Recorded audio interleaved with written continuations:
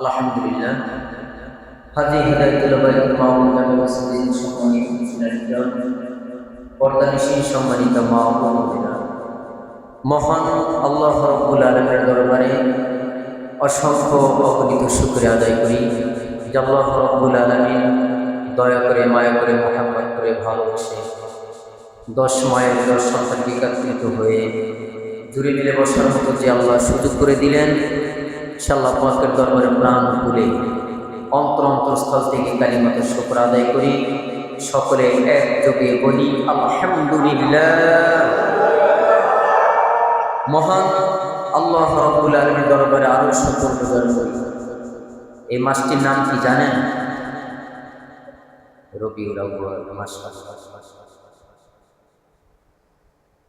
আমাদেরকে আল্লাহ পাক রব্বুল আলামিন নতুন একটি মাস রবিউল আউয়াল মাসে আজকে প্রথম জুমা আমাদেরকে একত্রিত করে দিলেন। কোরআন হাদিস থেকে আলোচনা শোনার মতো যে আল্লাহ শুরু করে দিলেন, আল্লাহ পাকের দরবারে আরেকবার কালিমাতুর শুকর আদায় করা আলহামদুলিল্লাহ। ভাইয়ের আমার, বন্ধুরা আমার, এই রবিউল আউয়াল মাস যখন আসে তখন আমাদেরকে কি মনে করিয়ে দেয়? আল্লাহ রাসূলের আগমন এবং চলে যাওয়া। আল্লাহ রাসূল রবিউল আউয়াল মাসে ইহুদামে আবির্ভূত হয়েছিলেন। আবার এই রবিউল আউয়াল মাসে আল্লাহ রাসূল আমাদেরকে শোক সাগরে ভাসিয়ে আল্লাহ রাসূল চলে গেলেন। সেই রাসূলের জন্য আমরা কাঁদি, মন কাঁদে। সেই রাসূলকে কাফের মুশরিক বেদিনরা দেখলো, আমরা উম্মত হয়ে দেখতে পারলাম না। শেষ নবীর উম্মত হয়ে আমাদের পেয়ারা নবীকে দেখতে পারলাম না। আসলে আমাদের মনটা খারাপ। সেই নবী নেই। নবীর কথাগুলো আল্লাহ রাসূল দুনিয়াতে রেখে গেলেন। আল্লাহ পাকের পবিত্র কোরআন, রাসূলের হাদিস, এগুলি যদি আমরা সকলে আঁকড়ে ধরতে পারি, আমরা কখনই রাসূলের মুখের বাণী, রাসূলের কথা আমার উম্মত কখনই পথভ্রষ্ট হবে না। আর কোরআন হাদিস ব্যতিরিক্ত যদি আমরা চলি, তবে আমাদের জাহান্নাম ছাড়া কোনো গতি নেই, জাহান্নাম ছাড়া চলতে নেই। সেই নবীর পদঙ্ক অনুকরণ করার মতো যেন আল্লাহ রাব্বুল আলামিন তৌফিক দান করেন। চিল্লায়ে বলুন আমিন।